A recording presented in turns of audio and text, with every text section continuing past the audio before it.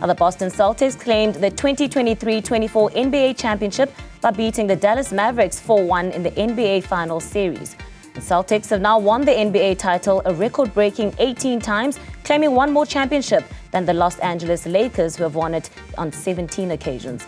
To chat a bit more about the season that has just concluded and all things basketball on the African continent, I am now joined by Kita Matungulu, who's the Director of Basketball Operations at NBA Africa. Kita, thank you so much for making time for us here on the AM Report. And of course, a good place to start would be the season. Just to sum it up from your perspective, both as just, a neutral and also as part of NBA Africa operations, how that has unfolded, seeing the Boston Celtics lifting a record-breaking 18th title. Absolutely. Thank you for having me. It's been a very exciting season from the point of view that we had so many contenders, and the teams really fought hard and the opportunity to win it, until the Boston Celtics had an opportunity to win the Eastern Conference and the Dallas Mavericks winning the Western Conference. We didn't know. We really didn't know who was going to win. So it's been very contentious and very exciting from a point of view of competition. And what does that say about the growth of the NBA, as a competition and the competitive level? Because as you mentioned, we really didn't know who was going to win the Eastern Conference or the Western, even in the finals themselves. And if you're looking historically, the sixth different team that has won the championship in the past 6 seasons in the Celtics as well. It tells you that there's a new pool of talent, and the teams have really spent time really to try to build this team. And of course, for me, to see the Boston Celtics win it 18th time, it's absolutely terrific, because this is an organization that is built, to win championship, and to see them win one more than the Lakers, just give this different aura to the NBA. Not that you're supposed to be a neutral, but of course we know that you have very strong ties to the Bolton Celtics. You won with them in 2008. Tell us a bit more about some of the principles that you think have led to the success of the team, and one that you instilled, the principle of Ubuntu, that we now see engraved on those rings. Yes, with the 2008 championship, we gathered the team together around the concept of Ubuntu, which is well known here in South Africa, and it's rooted here in South Africa.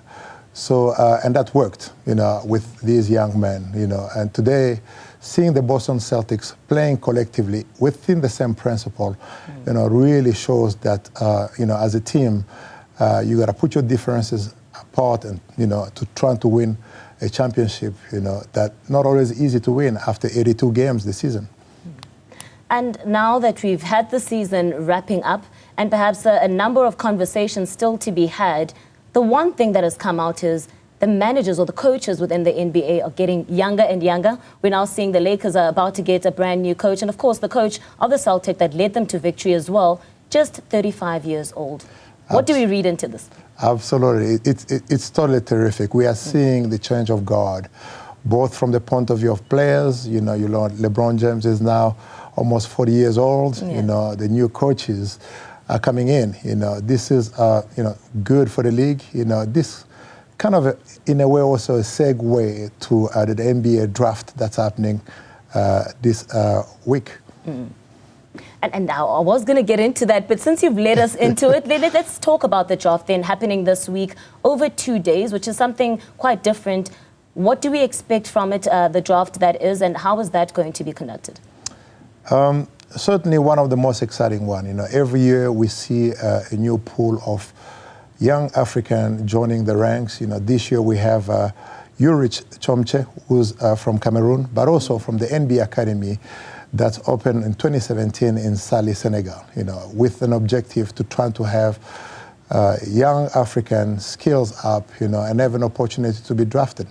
And what actually very important about this and interesting is that he will be the first African to be drafted directly from Africa to the NBA. So we're very excited about that and really continue to demonstrate the need or our presence here on the continent. And that's really great for the African continent, because this partnership has also been about growing basketball in Africa. If you're looking at the season that was, and of course the draft that we're about to go into, what would you like people to perhaps take from it in terms of the African continent as things that you would want to tick off as areas of improvement going forward? Area of improvement, certainly. We have more young African participating or in a land to be drafted, but for South Africa, you'll remember that, you know, if some people don't know, but we have Jason Spurgeon, who's South African and Zimbabwean. That's part of this, you know, something for South African to look at, but certainly a large pool of young African joining, you know, the Stars starting next year. And we're looking at some of those exciting names. As you mentioned it, of course, you know, the likes of Babacar Sane from Senegal, who's also going to be part of that draft. But a question that comes up every once in a while, particularly at the end of the season, is when are we going to see NBA basketball being played on the African continent again? I know, you know, Basketball Africa League has somewhat replaced that, but that was an objective at some point in time. Can we expect to see that in future? We have to, you know, to take a step back and demonstrate to supporters, our fans, that we started this process by building the NBA Africa game in 2015, 2017, and 2018, you know, and this is not done. So we still have this as part of our strategy. It's been great to have the Basketball Africa League because it's the pyramid of all the activities that we do. But we still anticipate, you know, in the future, in the near future, you know, to have the NBA Africa game back on the continent. Well, we're certainly going to be looking forward to that. I would be tempted to press you, you know, how close in the future would we expect to see that? But we'll wait to hear from you. Then, just as we're about to wrap things up, if you're looking at the Basketball Africa League and the strides that it's taken, obviously with every single year, you're looking for growth. Where would you say you are now, and what are some of the things that you'd like to achieve going forward in that regard? In terms of growth, you know, we've seen, you know, the launch of the academy in 2017, and now finally a couple of young players from the academy getting drafted in the NBA, you know, and then follow, you know, by the growth of many of our youth program within the junior NBA concept or model, you know, as well as the growth of the BAL. Not to forget that we've opened a couple of stores, such as the NBA store in Cape Town and Durban and here in Johannesburg, you know. So the business itself of basketball is really growing from the perspective of schools, you know, but as well as, you know, just seeing talent progressing and getting drafted at the highest level, not only in the NBA, but also in Europe. Well, we're looking forward to that, and we'll wrap the conversation up in that manner then. Of course, that is Kita Matungulu, who is the head of basketball operations at NBA Africa, just talking about that draft that's going to be taking place. Of course, the first round draft on the 26th of June and the second round on the 27th, where we're expecting quite a number of African basketballers to also form part of that draft.